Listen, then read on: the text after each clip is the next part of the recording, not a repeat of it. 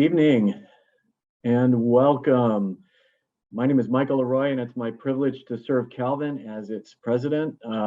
We are so excited as we anticipate the fall semester, which is now really nearly upon us. As I look at my calendar, I think we will have people on our campus, and actually we already have lots of people on our campus. We'll have incoming students on our campus starting in about a month, and we are so excited here, excited to welcome you, and I'm excited for you to meet several of our really talented staff to answer your questions as you anticipate your arrival on Calvin's campus this fall. So before we begin, I love the chance to be able to pray for our students. It's something that I am trying to do very, very regularly as I anticipate your arrival, and for their parents and family members and the others who support them. So I invite you to join me in prayer as we get started here tonight. Our gracious and loving God, we give you thanks this day for the beauty of the earth. We give you thanks for the students that we anticipate enjoying, and as we learn about their gifts and skills and capacities and get to participate in their growth and development as young adults. And so we are grateful for the mission of Calvin University in this moment. We are grateful for the parents and family members and students represented on this call, that they have discerned a sense of call to Calvin University.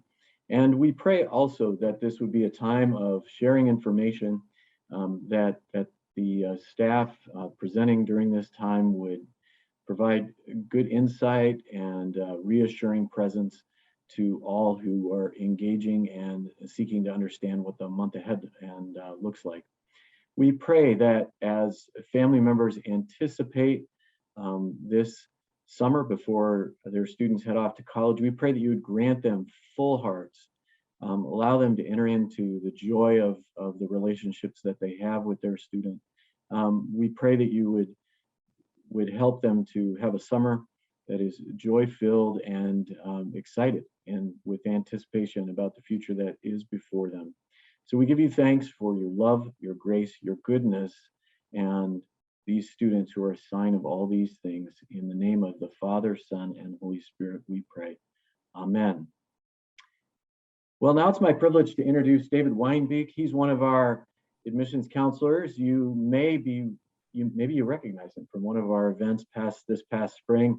He is a wonderful guy. He loves assisting students as they seek to find the right college for them. And he's here to pass the baton or be a bridge from the admissions process to the process of entering into as a student. So David, why don't you take it away? And I'm gonna bow out here at this moment. I'll let you know it's my son's birthday tonight, so I'm gonna go celebrate on a call with him. But I hope that you enjoy your time here together this evening, and that it's fruitful. And we look forward to meeting you in person this fall. So take care, and take it away, David. All right, thank you, President Leroy, and thank you to all of you guys who are here tonight. I think this should be pretty informative as you're kind of looking forward to this upcoming school year. It's coming along a lot faster than I think some of us anticipated, but that'll be great. Yeah, so as we kind of go through this whole hour, feel free to type any questions that you have in that chat box. We will have a time to answer those the last half hour or so. So we want to make sure we can answer questions that you might be wondering about. But with that, I would like to pass it off to Susan Buist to get you kind of going on the parent Facebook group that we have set up to assist you throughout this whole process. So yeah, with that, I'll pass it off to Susan Buist. Great, thanks, David. And on behalf of the parent and family engagement team, I welcome all of you. We are so excited to have you be part of our parent community. So we'll be taking a handoff from admissions and orientation in September, and we will be handling communications with parents from there on.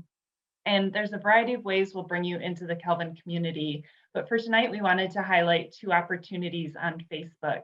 You can find both of those if you search Calvin University Parents. And you'll find a public page, which is open to all family members. And that's where our staff will be sharing dates and deadlines, photos and stories from campus, tips and tricks that will be helpful to parents throughout parenting your college student. And then there's also a private group, which is only open to parents, and we'd love to have you join. Please enter your student's name so we can verify you. I will add you in tomorrow, but that's a wonderful place to talk with fellow parents.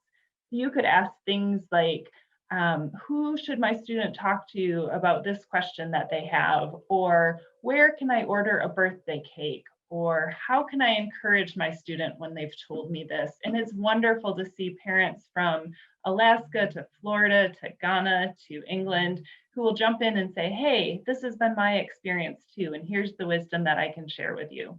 So we'd love to have you join in and ask the questions that you have and listen to our veteran parents as they give you all their advice from what they've learned with Kelvin over the years. Thanks, David.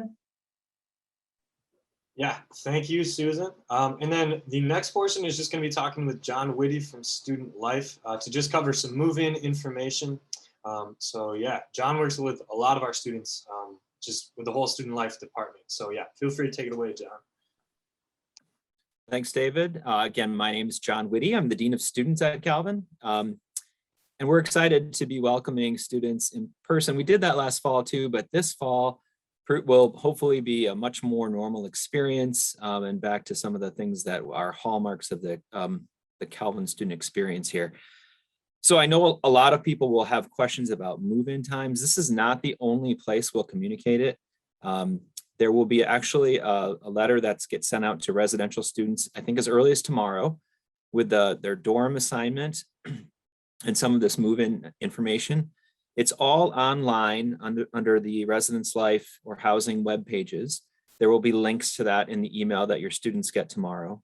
Excuse me. We'll also have, you can search online for this stuff. But I wanted to give you an overview now because these are the kinds of things that people are asking and they want to know. So our students arrive over the course of a few weeks, to be honest with you. So our first groups are often athletes who are in season in the fall, and they get special instructions from their coaches and the athletic department about early arrivals and special accommodations for that. We have international students arriving early. I believe the day is Sunday, August 22. Pretty much all day is the arrival day. That's a big process of shuttling people from the airport or from wherever they're coming, and then they start orientation that evening. Actually, I think the next morning. Impact orientation is also a specialized orientation program for students of color, and their move-in time is also that Sunday afternoon or Monday morning, the 23rd of August, and then they'll start their programming on that Monday afternoon. But the primary move-in dates for the rest of the first-year students who have already done their orientation over the summer is either Wednesday or Thursday, August 25 or August 26th.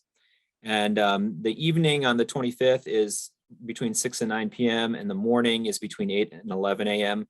We don't have a strong preference on either day that you want to arrive. We'll be prepared for your either time.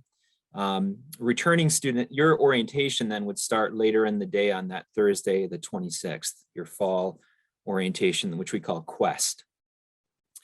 Returning students, upperclassmen begin arriving on Friday, August 27 through the weekend. And I wanted to point out something special on Thursday, August 26th, which is that one of those primary move-in times. And to be honest, about probably 2/3 of the people will move in that morning of first-year students. There's a big lunch on the Commons lawn that after the move-in time, and then the convocation service, which is our opening academic opening, and it's a worship service, a really nice event, will be that afternoon at 1:45 in the Vinord Arena. All parents and families who are able to be there are welcome, and usually that event is live streamed. So hopefully, I'm not saying that and that's wrong. I'm sure it will be. So we can go to the next slide now. A lot of people are asking questions about COVID. I mentioned that things will be a lot more normal this year, but we are doing like we did at the beginning of each semester last year. We're doing testing for students as they arrive. The CDC guidance on traveling has changed a bit, and they actually are, asking for people to quarantine. But the way that we're going to be doing that is testing unvaccinated students twice. If vaccinated students can waive out of this, or they can go ahead and get tested that'll be available for everybody. Unvaccinated students can test the day they arrive or within 3 days prior to arrival if taking a test at home is easier and convenient. You can just bring that result. And then we'll test again 3 to 5 days later, and we'll let students know how to sign up for that. There's a $20 charge for these rapid antigen tests. And we'll have a lot of information that will be sent out the first week of August. A lot of information just in general about the startup of the new year, some checklists of things for students to do. And quite a bit of that information will be about arriving and COVID testing for arrivals. So once we do this arrival testing, we don't plan to do any more testing unless there is some sort of outbreak on campus. We're participating in this really unique wastewater analysis program in cooperation with Grand Valley State University. So if we would identify a living community, a building where there was COVID in the wastewater, there might be some testing needed at that time. But other than that, we don't plan to do any. We are counting on the good progress the country has made on the virus over the last several months. And even though we're seeing this increase right now and praying mightily that that does not begin to impact our year, we feel confident this year is going to go well and be a smooth start. So we'll ask all students to self-monitor that first 7 days. Rather than quarantining, we'll do those double tests when they first get there and then 3 to 5 days later. And just a note too, international students, their first test can be the one that they get before they get on the plane because international travel almost always involves a COVID test prior to traveling. So then we'll build right into the orientation schedule for international students a second test 3 to 5 days later. So I think that's about it. No doubt there's probably gonna be questions about that, but please know that we'll clarify a lot of these details in the mailing that goes out on the first week of August.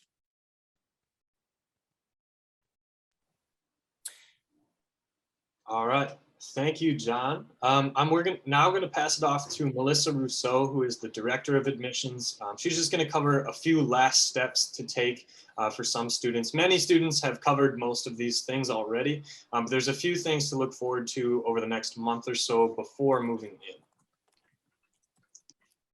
Hello, everybody.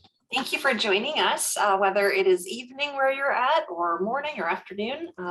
Usually we have attendees from around the world. So thank you for joining us as you help transition your student to college. It's a big time of the life in your student, and maybe for some of you, this is your first student to go to college. And we're just very, very thankful that you've chosen to trust your son or your daughter with us. And we promise to take very good care of them while they're here.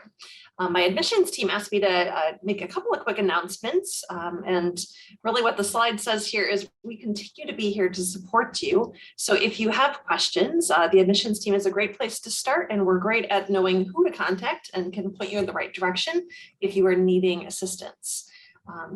One thing to remind you about is that advising for class selection is continuing on.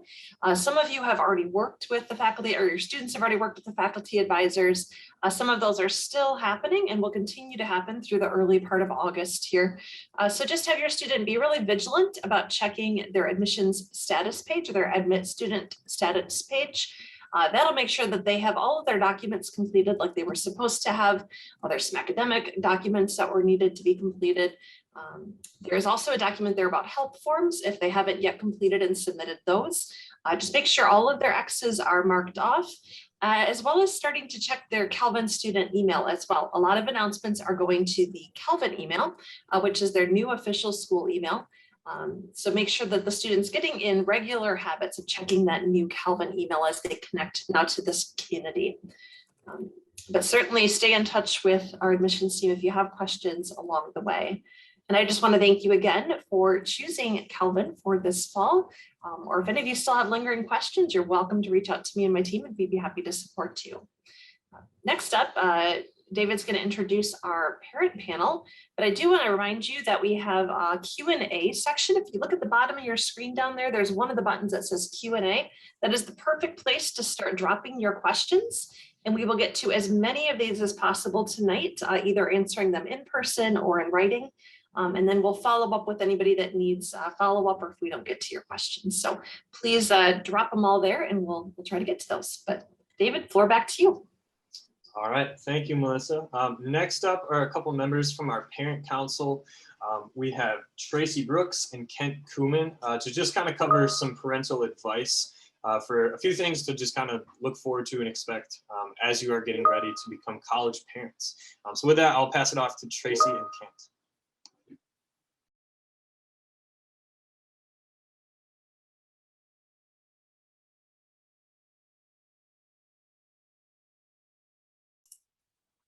Hey, everybody, this is Kent. I'm from Whitensville, Massachusetts. I'll start first.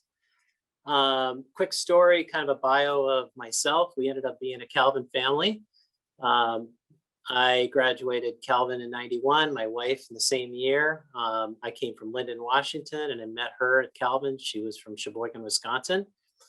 And now we've lived in Massachusetts for close to 25 years. All three of our kids ended up attending Calvin, even though we really didn't push them in that direction at all. So our son has been out of Calvin now for about 3 years. Daughter just graduated, and we have a sophomore that's coming in real soon in the next couple weeks. She's pretty excited about it. I just have a couple pieces of advice. I actually asked our sophomore, hey, what would you tell the group as a seasoned veteran, being coming in as living through a freshman year and kind of a more difficult freshman year, right, with COVID. She just right away said, don't bring so much stuff. So there's always things that you can buy, near in Grand Rapids, all kinds of options there.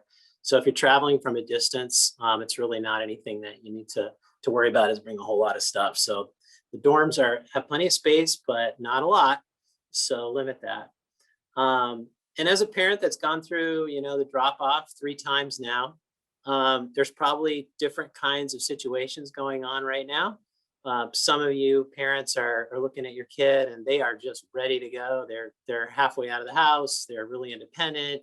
You want them out of your hair. Make sure you have time to say goodbye for a little bit. Obviously you'll see them again, but this is a time for independence. Give them their space. I think what you're going to find is Calvin envelops them with a community. They're going to hit it off, and it's going to be a wonderful experience with them. So those are some pieces of my advice, and I'll hand it off to Tracy. We actually had some technical issues. Tracy was not able to make it and connect to the meeting. So it goes with these virtual events. I'm sure that's not the first time that's happened, but apologies for that. We can get going with the Q&A session now. So feel free to start. We'll give you a minute or two here to just kind of get some questions in. We do have several already, but yeah, we'll give you just a second here to type in a few questions and then get going there. We'll have both Melissa and John being able to answer questions. And Ken, I guess we can keep you on as well if you'd like. Sure. If you wouldn't mind answering a few of these potentially as well. All right. So I guess first up, this will be a question for John, a little bit about housing and moving in. So for new students who are moving in on August 25th in the evening, should they plan on staying in their dorms starting that evening? Yeah. As soon as you move in, you're a resident, and you can. That's where you stay. We don't have enough room in the rooms for the parents though. So I'm talking about the students here. So students can stay over, and if that's why a lot of people think come the Thursday morning, but a lot of it just depends on where you're traveling from. So. Yeah, and we're getting a couple questions about the vaccine as well. John, would you mind just kind of covering that again for them, just about what our policy will be with the vaccine and with COVID testing? We're not making the vaccines mandatory. A lot of schools have been struggling with that decision, and I think each school is deciding what they feel is best. What an interesting and hot topic, no doubt about it. But like we did last fall and last spring, to study here, we want a good baseline of health, and particularly with the Delta variant gaining ground in some parts of the country, we'll test people who are not vaccinated. There was a question about, can you opt out? It's not really something that you can opt out of, but if there's extenuating circumstances, there's a way to reply to the coronavirus response team and ask further questions about that. So.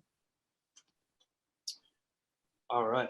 I guess one other quick question on COVID testing. So just want to reiterate, we will have COVID testing available when students move into campus. Would you mind just covering that process as well, John, what that's going to look like for students when they get Yeah, here? sorry. Yeah, and I know I covered it quickly, and I pointed to an email that will come out the first week of August, but I can just generally say, if you're able to get a COVID test prior to arrival within 3 days, you can bring that.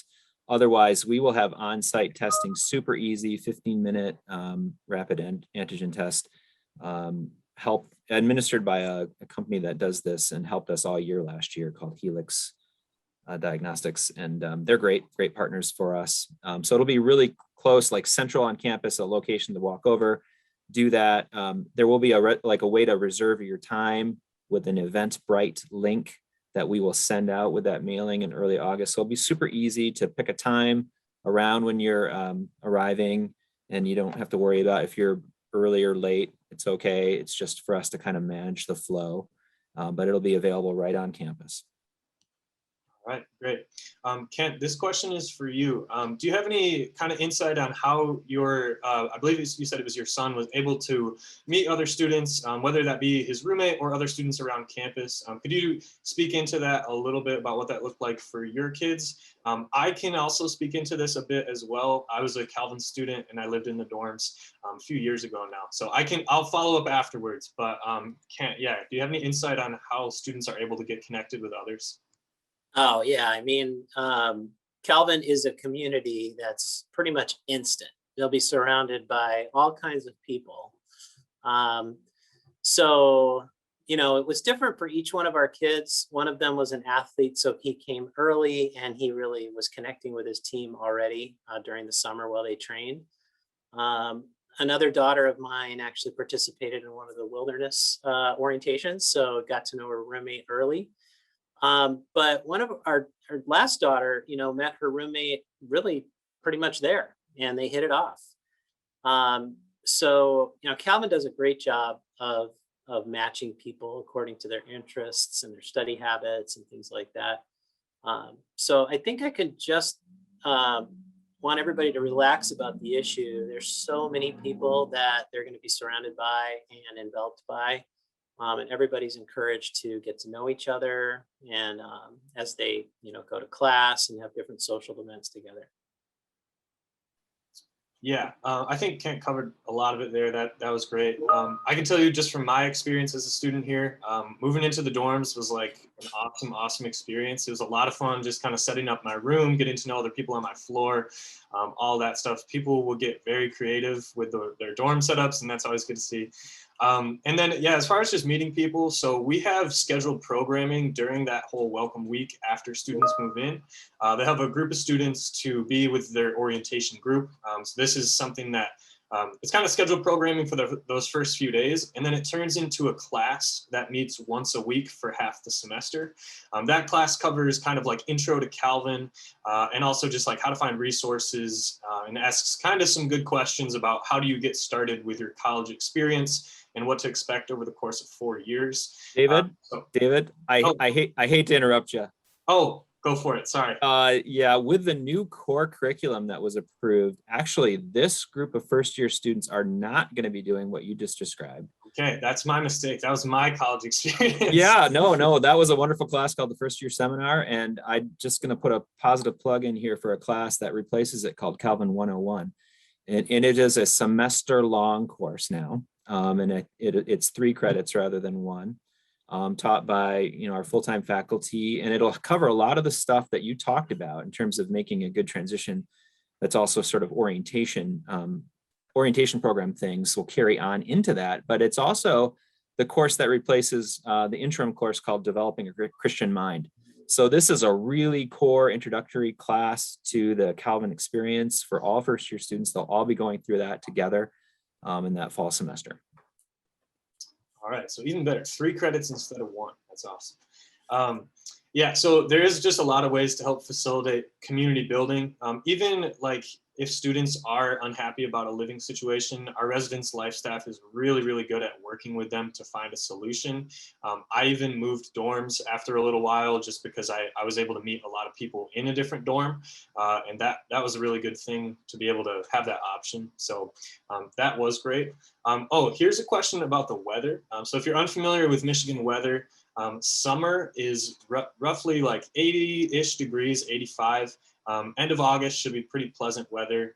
It might be a little bit warm that first week of classes and everything, but it'll settle in quite nicely. It's a beautiful fall as well. We have a question here about how to send a care package to their student, or if you're ever like ordering anything. I actually got this question today. I think that could be helpful. Can students order anything ahead to the dorms, maybe like bedding or anything like that? And how do they order mail to the dorms? A great question. Absolutely, yes. We wouldn't be doing our job if we didn't have you be able to ship your Amazon packages to Calvin University ahead of time, right? So we'll store those until the students arrive. Because the email will go out tomorrow about which building you're assigned. For shipping purposes, the building name and the Calvin address will be sufficient, with this obviously with the student's name on it. And then we'll be able to put those into the proper storage area for that residence hall.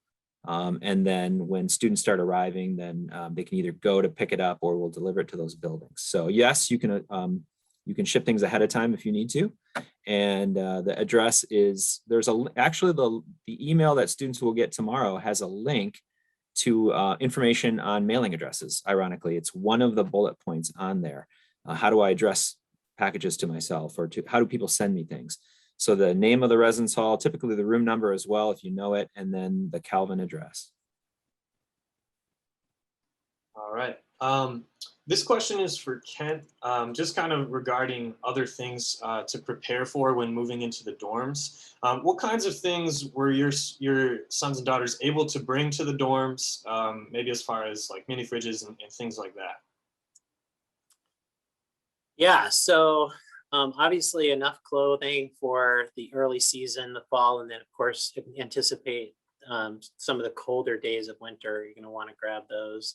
The bedding is important. But again, I'm just going to tell you that if you want to save some time to purchase some things in Michigan, that's always a good piece of advice. I think John and his crew are sending out some information about some necessary items that you'd want to be purchasing or you'd want to have in the dorms. I'm just kind of guessing, John, that's what you've done. That's what I've seen in the past. Part of the email that will go out tomorrow to new students will include a link of like what to bring and maybe what not to bring. There you go. So again, I just want to emphasize most people actually bring too much. Yeah, and there is a trunk room even for storage for students who do that, who bring too much. So if you want to pack your winter clothes, you can have those and not have to have them in your closet. You can keep them in the trunk room first. Okay, let's see. Question about a parking permit. How do students acquire a parking permit? Is it first come, first serve? Where do they go and when do they do that? Sorry, John, maybe you could cover that one too. Sure. Actually, on the Thursday move-in day, there will be an opportunity to walk through a campus building, and there will be a number of stations set up. One of them will be the campus safety office, and you can fill out the car registration information there. I think you can do it online before you even come. And parking permits then can be picked up at the campus safety office. I won't bother telling you where that is right now, but it's on campus, and there's plenty of parking. So we do allow first-year students to have cars. There is no weight or limit on the number because we have plenty of parking. And some students don't have cars and don't need them. What they need is on campus, or they take the rapid bus, the public transportation in Grand Rapids. So yes, they'll be available. You can find out information online about that on the campus safety website or the resource little fair that we'll have on that Thursday move-in day. All right, we got a great question here about resources for students on campus. Just making the transition to college, there's a lot of things that change about your schedule, especially, but also the academic rigor of college too. So what kind of resources do we have on campus for students to stay on track, to stay kind of on top of everything? Where can they go? Who can they talk to for that? I don't mind answering this one too. I don't want to hog the time, Kent, so you can Oh, it's okay. bite me off. So the primary office that your students will utilize for like resources, particularly when I'm speaking it here academically, is the student success office. Within that is the registrar, academic counselors and coaches, folks who can help with schedule changes. I think there was a question early on about an athlete who might get a schedule and have a conflict. They're usually actually paying attention to that when they're making the schedules. They know the students that, at least we know the students that are planning to be athletes. So hopefully that's not an issue, but the student success office is the key location for students to get connected on anything and everything to do with academics, from accommodations to disabilities, to tutoring, to schedule changes, to advising questions, that kind of thing. So remember the name of that office, the Student Success Office. And there are lots of other offices that will provide resources to students to make a good transition. From our counseling and wellness team to chaplain's office, campus ministries, to residence life professionals. But specifically about academics, the Student Success Office is your place. Yeah, and generally all of those resources are free for our students as well, correct, John? Yeah. Absolutely, yes, definitely. Yeah, and also, actually, David, people pay our tuition, so I don't think I should say anything really free, right? All right, included in the deal. One thing I'll speak to just from the student experience as well, an awesome thing about Calvin is the work that our professors do for the students. So if any students are struggling in a certain class in particular, or maybe with just an entire major, or any really like academic questions, talking with professors is an awesome thing to be able to do. That is a great thing about having access to people who are experts within their field. And they really do enjoy seeing students meet with them because they know that they're putting in the work, they care about their education, and that matters to them in the long run for the class too. So if any students feel like they are struggling, my piece of advice would be, don't give up, don't quit, don't drop the class. You will be able to try and persevere and continue to do well. And that's a huge part of college too. It's just, you will grow in all these different ways, and that's one of them. So, okay. Here's a good question about campus safety. So is there a curfew for the dorms, and is there any campus security, and what does that look like? I think John, again, is probably a good person for this one. Yep. So no, there's not a curfew per se at Calvin, but the residence halls are a little bit more locked down after midnight. Outside doors that are not from the lobby lock. They're always locked, but you can't use your card to get in those doors after midnight. We funnel all the traffic through the main lobby at that point. Yes, there's campus safety department, and they're fantastic. So they're monitoring the campus 24/7. These are professional folks that are first responders. They are often come from a law enforcement background. So part of what they do is looking out for things, protecting property, looking for problems, helping solve problems, from big to small.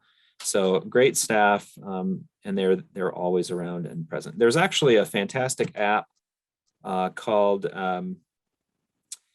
your students will learn about it, Night Guard. It's called Night Guard, and your students will be encouraged to download that early on when they're here. You can do it now already. Night Guard with a K, as in medieval knight. Night Guard, and that has all the campus safety resources, the ability to call them at the touch of a button, emergency contacts, and lots of good information about safety at Calvin. Yep. One thing I remember too from my student experience is that even just like the lighting on campus, they did a good job of installing better lighting. So at night it looks like, it's a lot safer there. There's also like different, I guess I would call them like buzzers around campus where students can go to call campus safety. We'll also make sure to give them contact info for the emergency and non-emergency lines for campus safety. So they have plenty of access to that. We got a question about medical facilities on campus. I guess, John, again, could you answer this question about what resources do students have as far as their health and medical attention and anything of that sort? Repeat the first part of what you said, the questions about, I'm not seeing the chat right now, I'm so sorry. Yeah, just wondering about what resources students have as far as health services, medical facilities, what resources are available for students and how do they work? Yeah, it's really important to pass this along here. Calvin has a top-rated health center right on campus, and it's actually it's one, it's like on some lists of best college health services or health centers. It is staffed by medical providers and a director who's a medical doctor. They run just like a health clinic anywhere. They bill insurance. They can be, Dr. Laura Champion could be listed as your primary care physician. And so they do a lot of things and have all the connections into the community that you would need. But actually, there's not many things that they don't handle right on campus in a really, really nice health facility. If you have a chance to stop by, and parents when you move in, or if perhaps some of you have seen it before, it's the real deal. We're excited about it, and there's no reason to go out and get a doctor out in the community. First, take a look at Calvin Health Services. Perfect. We got another question just about kind of just living arrangements within the dorms. I can answer this one. So every dorm that we have is set up to be suite style, which means that you will have your roommate in the room with you, but then connected to your room is a bathroom. And on the other side of that bathroom are your suite mates. So you can think of 4 students to a suite.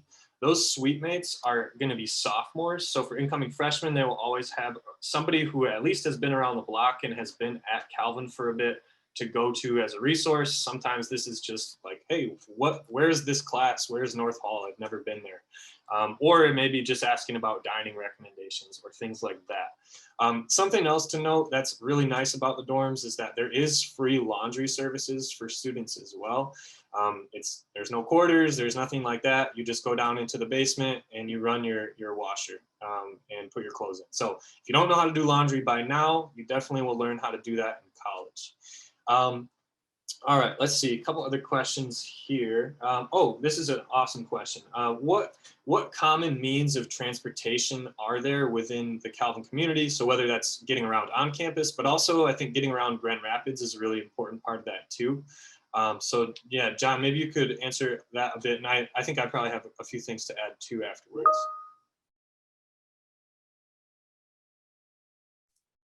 David, I was answering a question while you were talking. No worries, no worries. I'm so sorry. Can you repeat the question?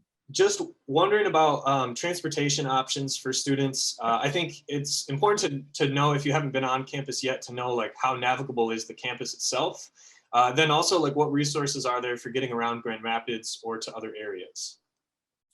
Sure. The campus itself is a walkable campus, right? As there's students who live here or who commute here can walk everywhere on campus that they need to. Interestingly, we do have a little scooter rideshare program on campus too. So you'll see students using the scooters occasionally as well. But in the broader community, so we have a bus stop right on campus for the Grand Rapids' local public transportation system called the Rapid. And a card can be picked up from our Service Learning Center. So students can ride that Rapid for 50 cents a ride, which is a really nice discount actually off the normal fare. The bus system will take you pretty much everywhere around town. The central hub is downtown Grand Rapids, which is an exciting place to be, or for students to hang out on the weekend sometime. There's lots of restaurants and sometimes concerts and things going on downtown. So public transportation is available, convenient, bus stop right on campus, right in our Burton Street, near our Burton Street entrance. And then, for other rides, students really do make use of Uber in particular when they have something unique, or this is much more common actually, students sharing rides with each other, jumping in the car and going to our Meijer stores, which are 24/7, like kind of super Target things if you've never heard of Meijer. So riding together, helping each other out. So there's a lot of that kind of cooperation as well. Yeah, I was going to add that part. I was kind of the chauffeur for my friends who were from out of state and did not bring cars. So yeah, people are very willing to drive you around and get you to where you might need to go. One question here about just kind of some of the difficulties, especially for maybe foreign students or students even who are further away from Calvin, who maybe are a little bit less familiar with some of that. What ways do we have to help students kind of get used to this new culture, this new country, potentially for some of them? What ways do we have to get students, just kind of mingling with others and also just kind of feel at home as well? That's a really good question and a really important one. And I would say it's the central focus of the international orientation program that starts a few days before that other primary move-in day. So most international students will be then asked to arrive that weekend prior on that Sunday. And they have excellent programming, including, I saw a question earlier, I didn't respond to it, about bank accounts. So they're, part of the acclimation is helping students know what Calvin has to offer and what is available in the Grand Rapids community, including banks and other stores, places that they can shop for things that they would need. And then they do a lot of programming about what it's like to study in the US, what it's like to become a member of our community here at Calvin, to share that experience, maybe hear from other international students who have made a successful transition and have learned a lot. And find ways to share who they are in this place through the various programs and student organizations that exist. So that orientation program goes on through the semester, not just those first few days, but they meet regularly after that. And the staff of the Center for Intercultural Student Development are fantastic people, and they will care, like we will all care for your student. But those folks have a particular eye on a certain population that's here and experiencing Calvin and Grand Rapids in that unique way. All right. Yeah, feel free to keep typing those questions in the chat there. We have about 15 more minutes to answer some of these questions. So yeah, I guess I can try and think of some off the top of my head here, but I would be more inclined to hear some of your guys' thoughts, I think. I guess one thing I could just kind of ask is, what does that just kind of like welcome week look like? What is, I think I touched on some of it earlier, but what is some of the programming that we have to help students get acclimated, to adapt to college, to feel at home? What does that welcome week look like? And then I guess like beyond, how do they get settled into that first semester? Sure. All of the orientation programs that we have, whether that's for international students or students of color, and then all of our students together for Quest, they'll cover both pragmatic things like where things are located on campus, what the resources are, how to find them. They'll also talk about thematic things like making adjustments, having hard conversations, how to succeed academically. Sometimes there are choices that students will have, much like if you've been to a professional conference and had a look at a number of workshops and you can choose one. Other times, all of the students are together hearing from a speaker who are talking about this. They like to focus on both the broader city of Grand Rapids and where we are located, and then who we are as a Christian institution. So learning about the mission of Calvin University, that's a key part of what they do during that Quest orientation time. And it ends on that Sunday with a worship experience at the end, and a kind of a commissioning of our first year students. So I don't have the list of all the things. I believe that there's a sort of a example schedule online under the orientation office. But this is a key part. Like a lot of students say, do I have to go to that? And sort of, I want to just jump right into classes. Or I want to go home for the weekend or something. No, we actually say to students that we want you to be there. Like if you needed to miss something, you're not going to get docked. There's no grade for this, but we kind of expect all the first year students to participate, not only for learning about Calvin, but for meeting each other and feeling that confidence that comes with having lived in a place for a few days, learned about it before that first day of class. And that first day of class then starts the new adventure of the semester. So I'd say welcome week it's fun, it's active, it's busy. Students are, moving in, unpacking, saying goodbye to family members, learning all this new stuff. I'd be lying if I didn't say it. It can be tiring, but it's good, it's valuable, it's worth it. Yeah, quick question here just about things you can bring to the dorms. I believe John, you said there would be an email going out covering some of this, but we can cover it right now as well. So the question was about bringing a mini fridge or microwave, and can you have a 3-prong plug? Do you need to bring an adapter? I believe it's all 3-prong outlets, so it shouldn't be an issue. There shouldn't be a need for any adapters or anything. Correct. And then, really importantly, we don't. We only allow mini fridges and like a coffee maker or a hot pot. We don't allow microwaves in rooms. We actually have microwaves on every floor in the community kitchen. So no need to bring one. They take up a lot of space and they eat a lot of power. So we have one well-working, functioning microwave in the coffee kitchen, as well as a small stove and a large refrigerator in those community kitchens as well. Yep. Ken, all right, you've had a break, so we're going to ask you a question now.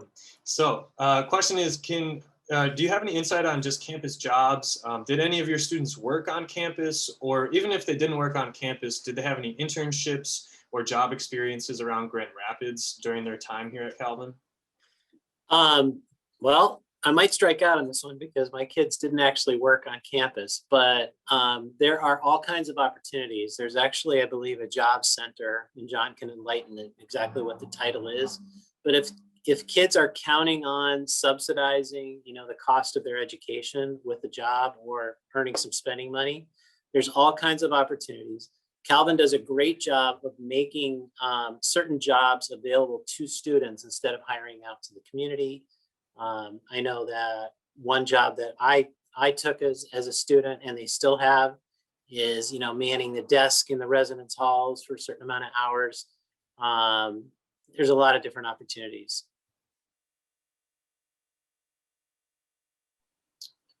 Yep. And as far as internships and other off-campus work that students might want to be involved with, we have the resources to help students find all of that stuff. So whether it is just kind of like a part-time job, the Career Center is a great place to go.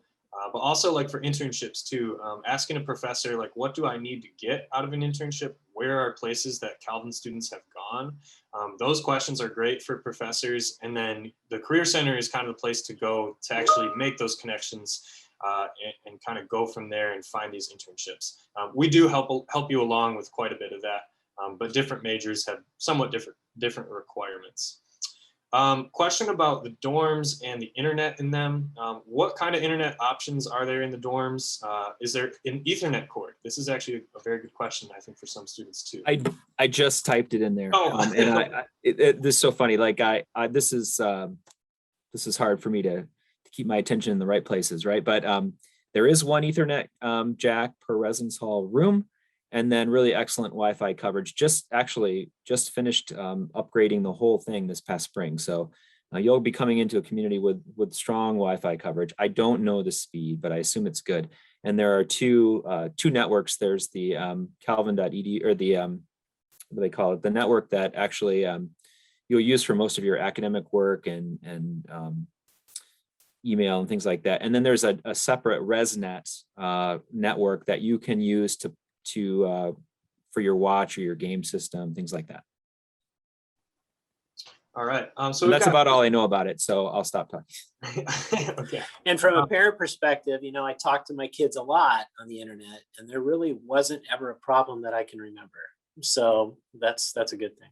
I would say we stressed the network with online, particularly there was a week where we moved online before Thanksgiving, and a lot of students stuck around, and the more students you have doing the live thing, that stressed it, and it didn't break it, and it's better now than it was then. So yep. I actually have some firsthand evidence with that. I got to see the server room yesterday on campus, and yeah, we're gonna be just fine. We're all set.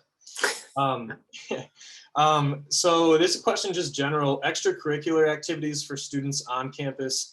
Maybe both John and Kent, you can both maybe answer this. Kent, what were some things that your students were involved with as far as just campus life or things going on campus? And then John, maybe if you could add on to that, if there's anything that need to be covered there.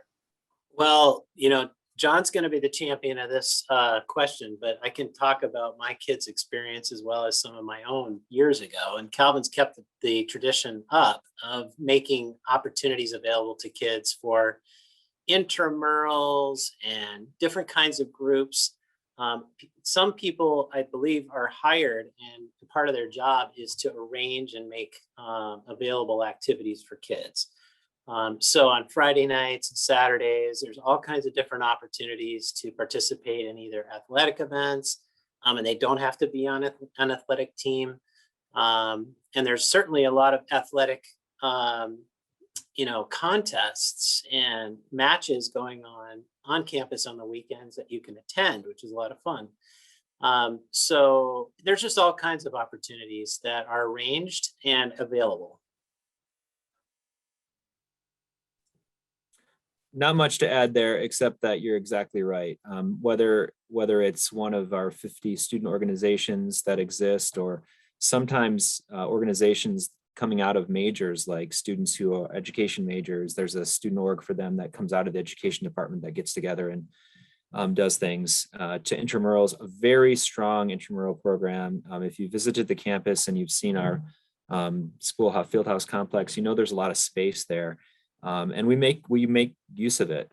Some students using the climbing wall and really getting into the climbing community, and others probably the most popular intramural sport is volleyball. From mostly co-ed teams, it sort of runs all year, so it's been fantastic. To films and movies that we show on campus, and then hopefully a concert series this year, live music from our ensembles, but also groups that might be brought in through the student activities office. Some stuff that we missed a lot last year that didn't happen because of COVID, and eager to have that back. Yep. And it also, from the student perspective, like, there is so much going on campus. You will walk down the hall and you will end up going to go do something that you weren't planning on going to do because your friends were, and stuff like that. So there's always stuff going on, even on weekends too, whether that's concerts, films, athletic events, fine arts. There's always something for our students to be able to go be a part of. So that is a really good part of being at Calvin, especially just student life wise. We had a question just about fall sports, or potentially like trying out for choir or band or orchestra. So for anybody who is hoping or planning on playing sports in college, especially a fall sport, but maybe they haven't been in contact with coaches or anything quite yet, what things can they do leading up to this upcoming fall semester in order to make some of that stuff happen and find tryouts and everything? I would, I guess I'd be surprised if someone at this point was interested in a fall sport and hadn't already connected to a coach. We're getting to the point where it's late for that, but I'm not saying that's impossible. So I would give a call to I would look up our athletic department online and give a call to the office there and find out what you need to make a connection with the right coach. Certainly for winter sports and spring sports, once you get here, meet that coach, meet other students that are on those teams, find out information, get involved. That's a fantastic way to do that. So I believe that, like, music ensembles, believe if there are tryouts needed for certain ensembles, they'll happen that, either during orientation or that first week of class.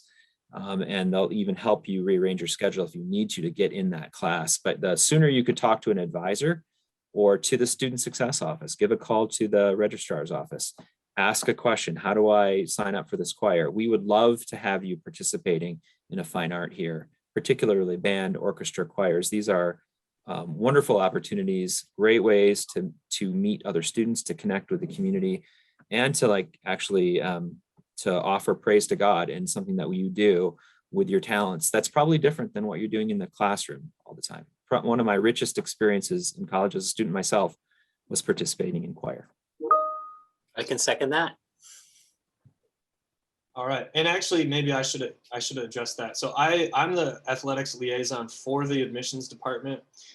So I would say the best thing, if you are still hoping to play sports this fall, I think it is getting a little bit late and it is maybe a little bit last minute, but definitely feel free to email a coach directly. That's a great thing to do. Just introduce yourself and express your interest in a sport. If you can't find the coach's email your admissions counselor. We will be able to take it from there and get you connected.